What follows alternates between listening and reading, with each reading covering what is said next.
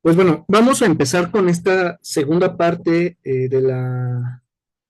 con esta segunda parte propiamente de lo que sería la sesión del día de hoy. Esta segunda parte va a limitarse únicamente a lo que es el derecho laboral. A lo mejor vamos a tocar algunas cositas que son propias del derecho mercantil que ya vimos, pero pues no se preocupen, esto va a ser meramente enfocado en materia laboral. Permítanme un momentito.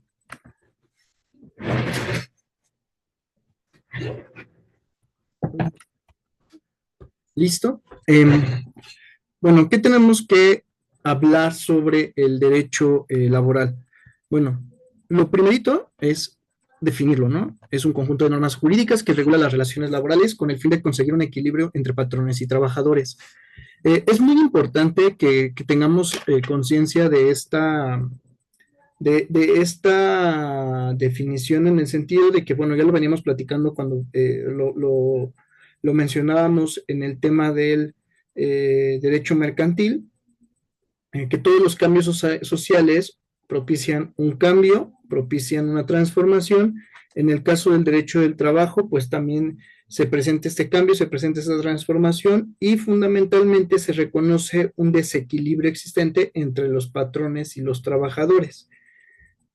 Cuando terminábamos la sesión pasada, cuando decíamos con respecto de la empresa, cuáles eran sus características, cuál era el fin de lucro, cuál era la intención del empresario, pues propiamente nos encontrábamos con que el empresario está buscando una ganancia sin importar pues eh, de pronto como el tema de algunos determinados sacrificios que busca tener, ¿no? Por esa transacción de bienes y de servicios. En el caso del derecho laboral, pues precisamente se reconoce que el empresario de pronto, por esta posición de ventaja que tiene con respecto a los trabajadores, porque él tiene los medios de producción, él tiene los elementos tangibles, los bienes, tiene la economía para poder posicionarse por encima de los trabajadores. El derecho laboral lo que busca es este equilibrio. Eh, Precisamente es una de las ramas jurídicas que estudia el fenómeno social del trabajo subordinado, en el marco que un sistema económico que le sirve de fundamento y justificación y cuyos protagonistas básicos son el trabajador y el empleador, o en algunos casos el sindicato con respecto al empleador. Estos son los dos sujetos, si recordarán cuando veíamos la definición de derecho mercantil, muy diferente al trato de esta definición del derecho laboral. Aquí sí podemos decir que el objeto precisamente son las relaciones existentes entre el patrón y el trabajador por este intercambio de, eh, de un prestar servicio y dar un salario en contraprestación de este trabajo personal y subordinado que se está dando. Es súper importante que tengan esto bien en cuenta. El derecho del trabajo va a regular estas relaciones, las problemáticas que se presentan en esta relación, eh, la, la, la forma en la que el Estado lo contempla es súper importante que lo tengan, pero bien claro, que lo tengan bien asimilado para que al final del día puedan seguir entendiendo y seguir el hilo, ¿no? ¿Qué es lo que tenemos que entender con este derecho del trabajo? Bueno, ya lo decíamos, no es el vínculo que tiene entre el intercambio, el concepto es la vinculación de intercambio económico a una relación de poder, es decir, la presencia de mando y la obediencia. Ahí estamos teniendo la subordinación.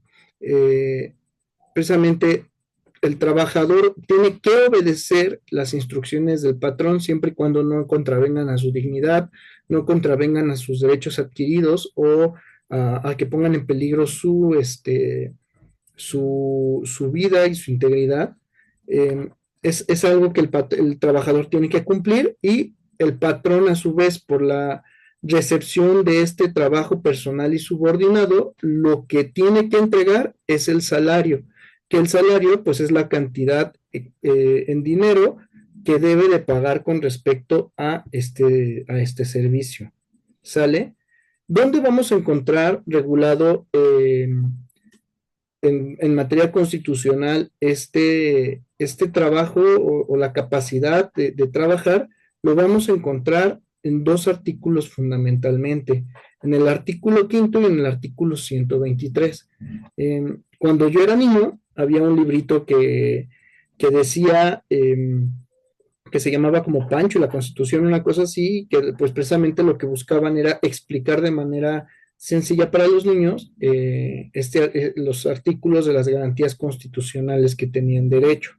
Cuando tocaban el artículo quinto, si no mal recuerdo, había un dibujito donde decía es que tú puedes ser de adulto de la profesión que tú quieras, que es principalmente a lo que se encarga de regular este artículo quinto, a poner de manera expresa la libertad de poder realizar y de estar en cualquier profesión, siempre y cuando sea legal, siempre y cuando su objeto sea lícito y de posible realización. Y el artículo 123, ya se los mencionaba justo cuando tocábamos la parte histórica, aquí vamos a entrar como más a fondo. Este artículo 123 fue una creación de la Constitución de 1917 y que los diputados de aquel entonces, de este poder o de este órgano constituyente, que es muy diferente al concepto que se tenía en la Constitución del 57, formulan este artículo 123 que contiene las características mínimas o las garantías mínimas que todo trabajador debe de tener frente al patrón. ¿Sale? Mm. ¿Qué características tiene el derecho del trabajo? Bueno, la primera es que va a pertenecer al derecho social. ¿Por qué pertenece al derecho social? ¿Por qué? Porque justo lo que está buscando es recuperar el equilibrio que el patrón le ha quitado al trabajador y que ha abusado. El derecho del trabajo surge justo en respuesta a todos los abusos que se dieron durante el siglo XIX, durante el siglo XX, eh, con respuesta al, a esta desigualdad, ¿sale? De ahí que nazca y el Estado busca precisamente el resguardar esta relación y que sean relaciones sanas y que sean relaciones que no perjudiquen a los trabajadores. ¿Sale? Eh, ¿Qué más se presenta? Debe tener un mínimo de garantía, es decir, las relaciones de trabajo deben de tener uno solito, uno solito, una sola garantía precisamente para que puedan realizar este ejercicio. Ya lo mencionábamos, reivindica al trabajador en el sentido de que precisamente plantea las características que el trabajador debe de tener y que también va a generar ciertos derechos que van a ser irrenunciables. Tenemos que tener conciencia que en estas relaciones, y lo vamos a tocar un poquito más adelante, es muy diferente cuando se pacta un contrato de trabajo a un contrato mercantil o a un contrato civil.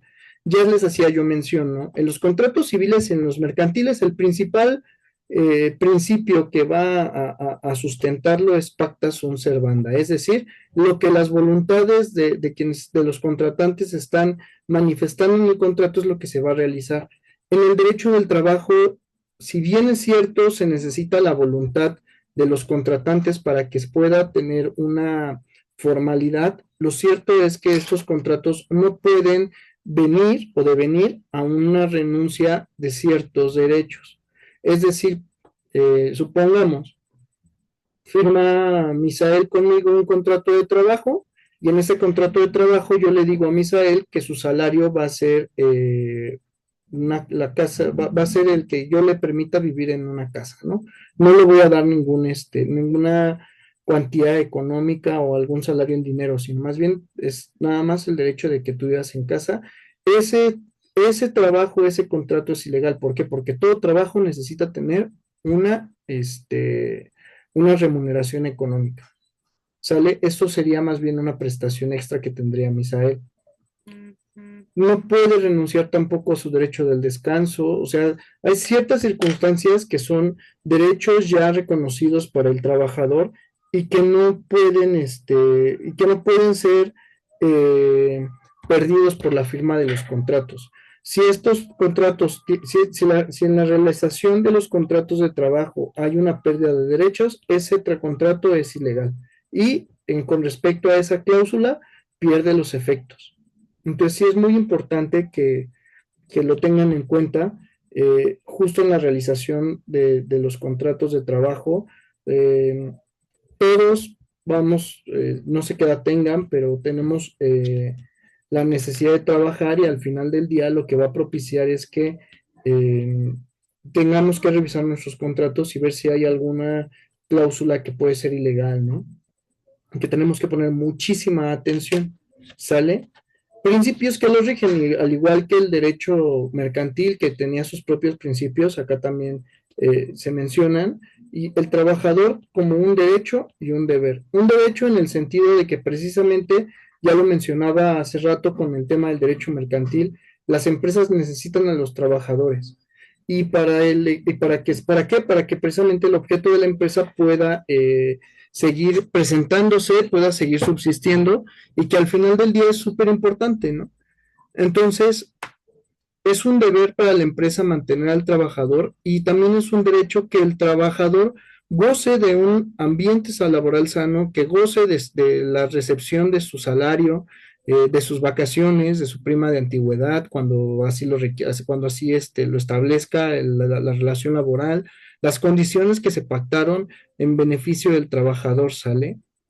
Es la libertad del trabajo es otro principio y que va muy unido con el artículo quinto constitucional en el sentido de que pues todos podemos decidir de manera libre a qué vamos a dedicarnos, ¿no? Eh, Hay ciertos trabajos que están mal llamados trabajos y que tienen, y que más bien es la comisión de un delito, por ejemplo, esto que de pronto de manera popular se dice la prostitución, que es el trabajo más antiguo, la realidad es que no es un trabajo de la manera en la que ahora se concibe, en el sentido de que no es un trabajo libre y no es un trabajo también que garantice ciertas condiciones con respecto a la dignidad de las personas, ¿sale? Y pues también no está reconocido dentro de las leyes.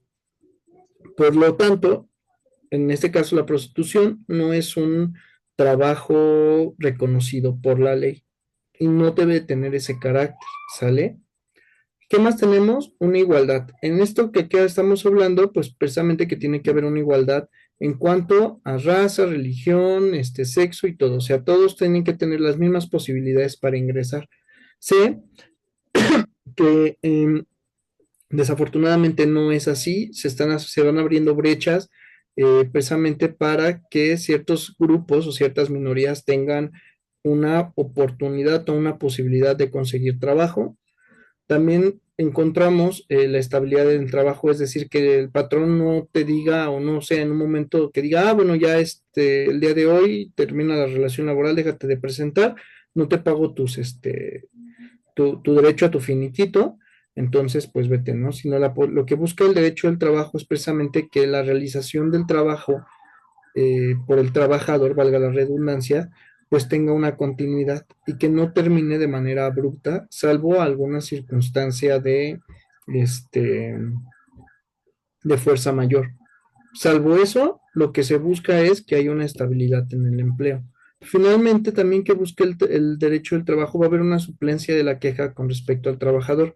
Ya lo mencionaba, por tener el carácter de derecho social, de que se busca recordar o regresar al equilibrio que debería existir entre el patrón y el trabajador, en materia de la justicia laboral, todo lo que diga el trabajador tiene que ser resuelto por la autoridad jurisdiccional o por la autoridad administrativa, como era la Junta de Conciliación y Arbitraje, en favor del trabajador. Es decir, es que al trabajador le faltó mencionar X cosa, pero de lo que ha manifestado durante el juicio se debe entender esto y lo beneficia. Sobre esa manera se tiene que resolver. Y bueno, las fuentes ya también igual lo tratábamos hace rato y que era casi con lo que terminábamos la sesión de derecho mercantil. Tenemos las fuentes formales, las reales y las históricas. Principalmente en el derecho laboral, lo que va a perdurar son las fuentes formales. ¿Sale? ¿Cuál es la importancia? Bueno, es de suma importancia para la esfera jurídica en nuestro país. ¿Por qué? Porque es precisamente la rama jurídica que se encarga de regular la relación obrero-patrón, eh, sin que se olvide, pues, esta fundamentación que se encuentra en la Carta Magna, ¿no? Ya les mencionaba hace rato que, pues, es bien interesante leer los diarios de debates de este artículo 123, también muy, muy importante el revisarlo, justo por todas las maltratos y todas las situaciones que pasaron los trabajadores durante el porfiriato y durante los inicios del periodo revolucionario. Sí, es súper importante e interesante leer qué era lo que estaban peleando los diputados de estos grupos sociales y también, pues, qué es lo que busca el derecho social, determinar las cuantificaciones a las que tiene derecho el trabajador, así como las obligaciones a las que tiene derecho el patrón, ¿no? En el sentido de decir, ah, bueno, por el trabajo que tiene o que realiza X persona que va a tener el carácter de trabajador, qué es a lo que tiene derecho? Ah, pues bueno, desde que ingresa a trabajar, tiene derecho a una jornada que no sea mayor de 8 horas diarias. ¿Y qué más tiene derecho? Ah, bueno, a partir de este momento ya va a generar la parte proporcional de su finiquito, perdón, de su aguinaldo, de sus vacaciones. ¿Y a qué tiene derecho? Que sobre la cantidad de sus vacaciones correspondiente a los días se le va a pagar un 25% de la prima de vacacional. ¿Sale? Eso es como lo mínimo, la cuantificación que tiene que tener el trabajador. A su vez, el patrón, ¿cómo se tiene que ver beneficiado o a qué tiene derecho? Al cumplimiento del ejercicio de esta acción, ¿no? Y que al final del día es súper importante que el trabajador lo cumpla al pie de la letra del trabajo para el cual fue contratado y pues que también sea en tiempo, ¿no? Que es algo súper importante y que de pronto también cuando uno está en el litigio y le pregunta a los trabajadores, oye, es que qué pasó, quiero saber cómo fue el despido y que le cuentan una historia y que cuando ya va a la demanda y ve la contestación, dice otra y que ya cuando están mediando, pues salen como muchos trapitos al sol, tanto de la empresa como del trabajador, pues si uno se queda como de, bueno, eh, los dos están incumpliendo, ¿no?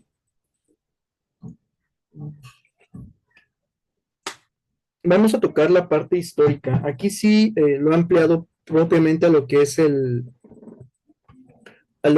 la historia de nuestro país, porque al final del día es la regulación que se está tocando. Ha tenido diversas etapas, ha tenido diversas manifestaciones y de lo que poco a poco pues vamos encontrándonos, ¿no? Em, ¿Cuál es la primera etapa que vamos a tocar? El derecho prehispánico, el México prehispánico, posterior va a venir la época colonial, la época independiente, la época revolucionaria, postrevolucionaria y la época actual. ¿Qué podemos decir del México prehispánico? Bueno, podríamos decir que este periodo abarca hasta 1521, ya sabemos que es con la caída de Tenochtitlán. Eh, Prácticamente aquí tenemos que ser conscientes que no tenemos mucha información. La poca información que tenemos viene de los cronistas españoles, de los cronistas indígenas que fueron evangelizados y que pues obviamente aquí ya también tenemos un sesgo con respecto a lo que tenemos de la historia del México prehispánico en cuanto al derecho laboral. ¿Por qué? Porque pues obviamente vamos a tener una lectura desde los ojos de los conquistadores, desde los ojos europeos y no tanto desde los ojos de los indígenas. Va a haber un sesgo ahí importante, entonces es muy necesario el que se resalte este sesgo. Eh, También propiamente tenemos muy pocas fuentes, tal cual era una comunicación oral. Los pocos o muchos textos que tenemos, pues son reducidos, muchos fueron destruidos durante la colonia o fueron robados y están perdidos. Entonces no contamos con muchos documentos. También tomemos en cuenta que la mayoría de los documentos que vamos a encontrar pues van a ser de las comunidades o de los pueblos originarios que vivían en el momento de la conquista. Hubo algunos otros pueblos que desaparecieron y que lo que sabemos pues es, si de los pueblos que fueron conquistados. Se sabe poco de aquellos pueblos que desaparecieron antes de la llegada de los españoles, pues es aún mayor la ignorancia que tenemos actualmente, ¿no? ¿Por qué? Porque desaparecieron antes de, no hubo la oportunidad de que estos cronistas españoles se acercaran a ellos para que les relatara su forma de vida, su forma de organización, y pues ahí nos encontramos con un problema, ¿no? De cajón. Este, algunos libros que pudieran consultar para profundizar de estos temas, está el de Historia del Derecho Mexicano, es un libro bastante gordo de la editorial Oxford, se me acaba de olvidar el autor. Eh, Volvemos con la Historia Mínima de México, creo que es un librito bastante sencillo. Si pueden también aventarse un clavado a una de estas crónicas, que es la de Historia Natural y Moral de las Indias, también viene escrita por un jesuita, un evangelizador jesuita, pues también es importante como el verlo, ¿no? Una parte de cómo se describen los animales, se describe la vegetación propia del continente americano, pero también cómo eran las tradiciones y las costumbres de los pueblos prehispánicos. Y si pueden también o quieren profundizar un poquito a lo mejor y entenderlo, este libro de Miguel Portilla, que es súper famoso y que es de lectura casi obligatoria durante la preparatoria, pues La visión de los vencidos, nos enseña una versión bastante digerible de cómo fueron los últimos años del imperio Tenochca o Mexica. ¿Sale? Después, ¿qué tenemos? Tenemos el México colonial. Eh, este es un periodo prácticamente de 300, bueno, son 300 años, eh, desde la caída de México Tenochtitlán, eh, de su conquista por Cortés, al término de la Guerra de Independencia mexicana, que es justo en 1821, que esto es muy importante, ¿no? Y que hace rato se los iba a mencionar, y como dato cultural, lo que celebramos en septiembre, en la fecha, es únicamente el inicio de la Guerra de Independencia. La realidad es que durante esa noche o madrugada del 16 de septiembre, eh, lo único que teníamos era el inicio de la guerra, éramos todavía una colonia, que de no haber sido por los criollos, pues hubiéramos seguido todavía como colonia un buen rato, este, pero que pues al final solo fue el inicio, ¿no? La fecha real de la culminación de la independencia es el 27 de septiembre de 1821, con la entrada del ejército trigarante a la Ciudad de México y con famoso abrazo entre Iturbide y Guerrero, ¿no? Que bueno, es propiamente donde ya nuestro país se vuelve independiente, deja de ser una colonia española, y que es muy importante que lo tomemos en consideración.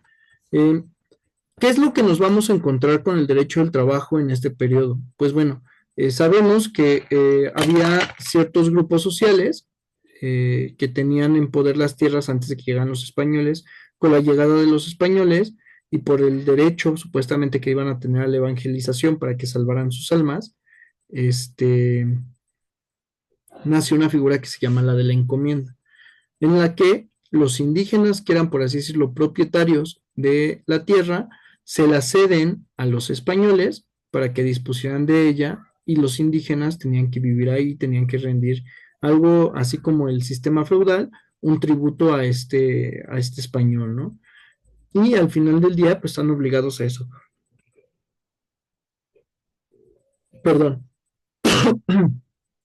estaban obligados a eso, ¿no?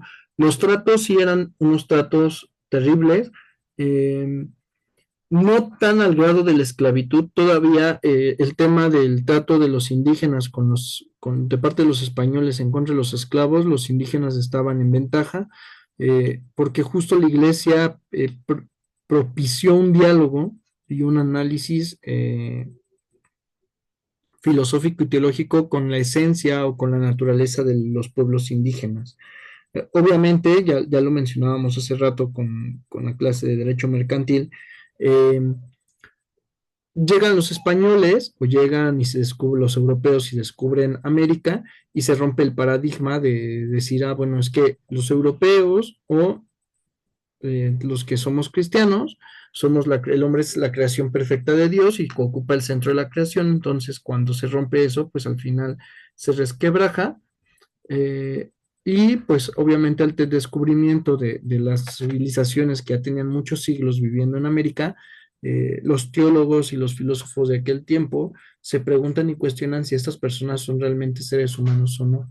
Que pues para nosotros esta pregunta es como muy obvia y a lo mejor incluso hasta tonta, pero pues que es súper importante el que lo tengamos porque para esa fecha no lo consideraban, ¿no? Eh, ¿Qué es lo que pasa también en ese periodo? Nace la esclavitud con respecto a los esclavos que traen de África, de las colonias africanas españolas a América. ¿Por qué? Por la complexión de los indígenas, se dieron cuenta los españoles que no toleraban los trabajos arduos y de la minería, entonces necesitan una fuerza de trabajo pues más resistente y pues ¿quiénes eran? Desafortunadamente los afrodescendientes, ¿no? Entonces, justo con esto pues nace aquí la esclavitud en México, pero también al mismo tiempo genera este tema del mestizaje, ¿no? Que incluso había como una tabla de saber a qué tipo de raza pertenecías dependiendo del origen de tus padres, ¿no? Si era negro con indígenas, si era español con indígenas, si era español con negros, con indígena con negro y todo al final del día era como una mezcolanza que es bastante complicado, que ese era el sistema de las castas. Eh, Obviamente ante este abuso y ante este cuestionarse con respecto a si los indígenas son seres humanos o no, que nacen pues las leyes de las Indias, ¿no? Que propiamente es la regulación que los españoles deben de cumplir con respecto a los indígenas que están viviendo aquí, eh, que establecía solo para los indígenas que la jornada será de 8 horas máximo, que habrá descansos semanales, que el pago se realizará el séptimo día, normalmente el domingo, que debe ser el pago de un salario. También la protección de la mujer embarazada. Recordemos que los indígenas se reconocen ante como ante este cuestionamiento, el derecho español lo que los va a reconocer van a ser como menores de edad, es decir, no tienen la capacidad.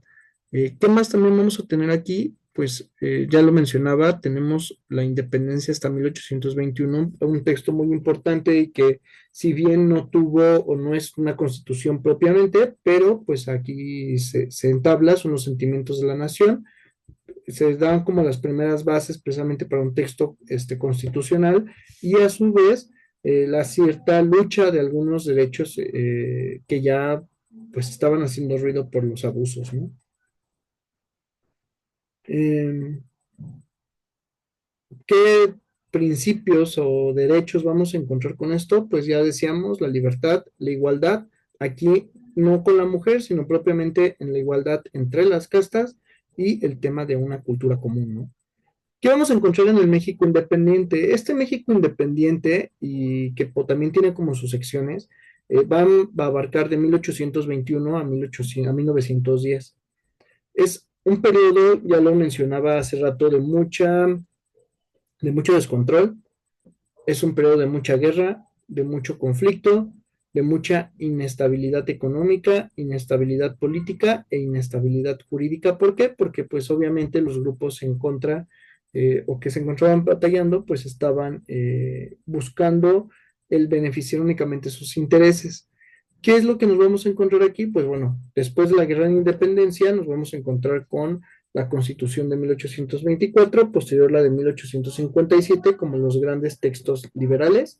Las 7 leyes fundamentales, o las leyes fundamentales, es el texto constitucional de los conservadores, ¿no? ¿Qué nos vamos a encontrar aquí? Precisamente se están regulando las primeras eh, disposiciones en materia del trabajo, todavía no son como de un carácter mayor y obligatorio. Se permitió, justo con la Constitución del 57, muchos abusos todavía le dio partido a este Díaz para crear las tiendas de raya y de todos, como las atrocidades que ya sabemos que pasaron durante el porfiriato, ¿no? Mm, También, ¿qué fue lo que propició estas, este periodo de inestabilidad, pues obviamente ya lo mencionaba, el saqueo, que las condiciones de trabajo no fueran las mejores. Ya les mencionaba que de pronto estaban las haciendas que generaban alguna producción o algo, pues se veían azotadas por los constantes robos, ya sea de uno o de otro grupo contrario, siempre había sí o sí un robo de parte de alguno de ellos. ¿Para qué? Para que hacerse los recursos que les permitiera continuar con la lucha. Eh, Obviamente, algunos trabajadores cansados de estas situaciones de violencia, de abuso, propician a que los trabajadores también empiecen a unirse ¿cómo se llama? En grupos que les permita la lucha de sus derechos sociales. Recordemos que casi al finalizar el porfiriato hay una gran represión de los mineros y de algunos otros sectores sociales, ¿no? Entonces sí es súper importante que lo tengamos esto en el radar porque pues son como también las primeras bases del derecho colectivo. Em,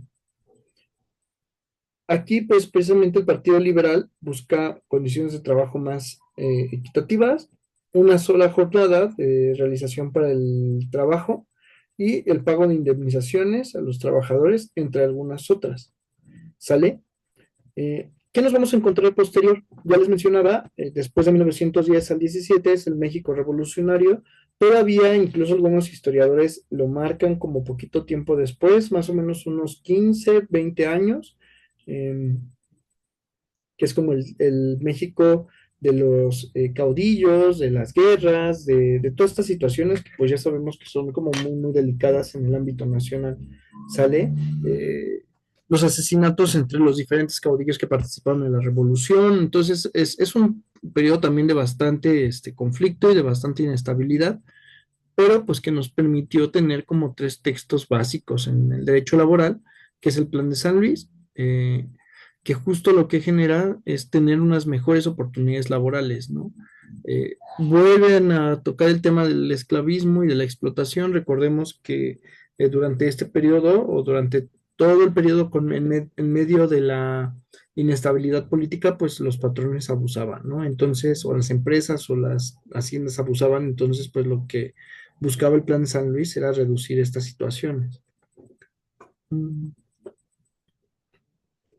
La creación de la Casa del Obrero, que es una institución que precisamente lo que buscaba era dar un refugio laboral a los trabajadores y su objetivo principal era el darles este cuidado, ¿no? ¿Y con qué culmina? Pues con la Constitución del 17, que era lo que ya hablábamos con respecto a la discusión y amplitud del derecho laboral. El artículo quinto no solo bastaba, el 123 amplió los derechos que todos los trabajadores deberían de tener y por ende generó una mayor estabilidad y comprensión de estos derechos. Después del periodo anterior, que es el México revolucionario, tenemos que tener en cuenta el México actual. Aquí en el México actual, que es prácticamente los últimos 110 años, lo que nos estamos encontrando es la expedición de la Ley Federal del Trabajo, la creación del Instituto Mexicano del Seguro Social, también la institución del IMSS, del Infonavit, que son instituciones que precisamente brindan a los trabajadores de ciertos derechos y que brindan también cierta seguridad jurídica para ellos, ¿no? Ya me avisó esto que tenemos 10 minutos más antes de que vaya a cerrar. Eh, ¿Qué es lo que pasó con la creación de la Ley Federal del Trabajo? Lo que se buscó era precisamente el plasmar de manera más particular lo contenido en el artículo 123. Recordemos que la Constitución tendría que ser un texto fundamental que tendría que tener las menos eh, de las correcciones o de las modificaciones, tendría que ser un texto que casi nunca se toca. Desafortunadamente en nuestro país no es así. ¿Por qué? Porque al final del día lo que no contenga la Constitución va a venir aclarado en una ley secundaria. Entonces, no tendría que presentarse esta situación, tendría que ser otra. Desafortunadamente, Nunca, después del constituyente del 17, no se entendió cuál era el papel fundamental de la Constitución. ¿Qué viene después? Obviamente el periodo de los 60, 70, 80 y 90, donde precisamente hay muchas crisis inflacionarias. Eh, Recordemos que durante el periodo de los 30, 40, 50 y todavía un poquito de los 60 se encontraba el país en el auge petrolero, en donde precisamente Lázaro Cárdenas expropia las industrias petroleras y las pase pasar a territorio y a manos mexicanas, donde incluso hay fotografías de la gente donde se formaba para entregar el dinero al general Cárdenas para poder comprar estas empresas y el Estado se pudiera hacer cargo, ¿no? Que bueno, fue una entrada posterior el tema de la.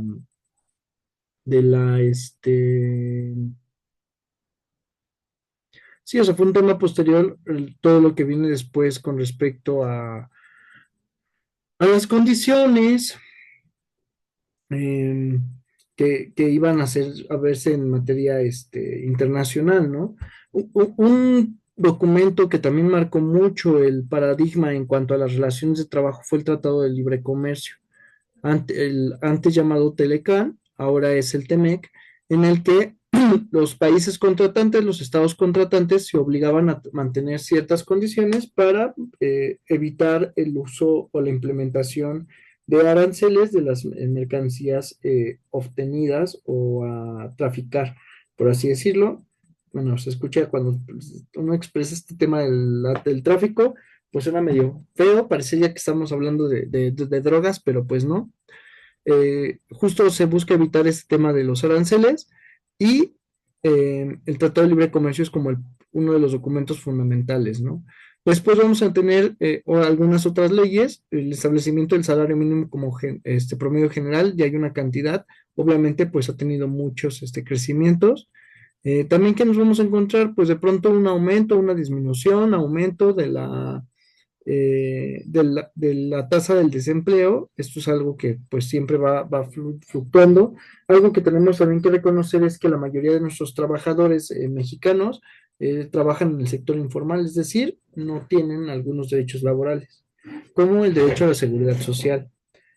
Después de estos periodos que nos vamos a encontrar, las dos grandes reformas en materia del trabajo, justo a la ley, la reforma del 2012, ¿qué es lo que busca? Se elimina un poco el tema de la antigüedad, más bien se restringe únicamente a ciertos números, a ciertos trabajadores que hayan trabajado un cierto número de años, que son 15, pero también lo que se busca es que haya una mayor certeza con respecto a los profesionales del derecho que están asesorando o están representando a los trabajadores en las juntas, les exige a justo los litigantes el tener su cédula profesional para poder tener una personalidad acreditada. Si no tienes la cédula, no se te va a permitir el comparecer ni el litigar, eso solo en la reforma del 12. Mm,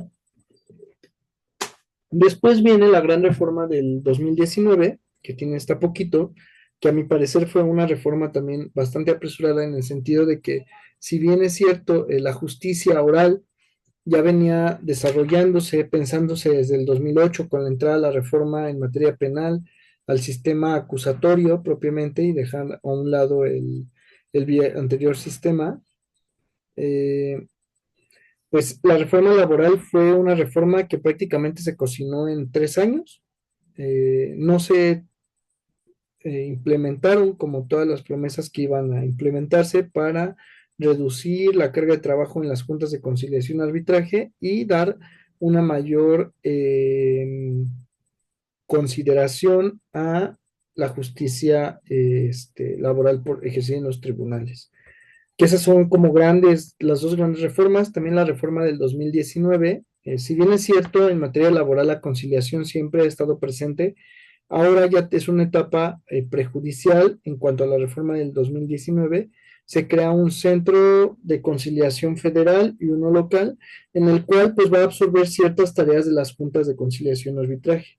Por ejemplo, el Centro Federal de Registro de conciliación y registro laboral lo que busca es, además de tener los problemas laborales, puede realizar ciertas acciones para en contra del patrón. Entonces sí es importante sí es muy importante esta reforma. eh, Puedo decir que también se dio paso a a un nuevo esquema de la justicia laboral, que pues bueno, deja de ser parte de las juntas de conciliación y arbitraje y pasa a formar parte de lo que es los tribunales laborales. ¿Qué más tenemos que hablar o saber? Bueno, ya mencionábamos muy al principio el tema del origen y la estructura del derecho laboral. Ya decíamos, ¿no? El origen, ¿dónde lo vamos a ubicar? Precisamente en el inicio de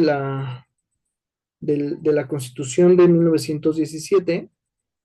Es súper, súper importante que tengamos en cuenta estas fechas, justo porque se está buscando el equilibrio eh, social y pues al final del día es también lo que estamos buscando, ¿no? Tenemos tres ramas del derecho que comparten bastante con respecto al derecho del trabajo, que es el derecho privado, el derecho social, el derecho público. Ya mencionábamos una partecita del derecho social, que justo lo que hacíamos mención era que su objetivo era buscar el regreso de la clase trabajadora o buscar el equilibrio de la clase trabajadora con respecto a la clase patronal. Es algo que se está buscando, que se buscó en gran medida del derecho social, por eso forma parte del derecho social el derecho del trabajo.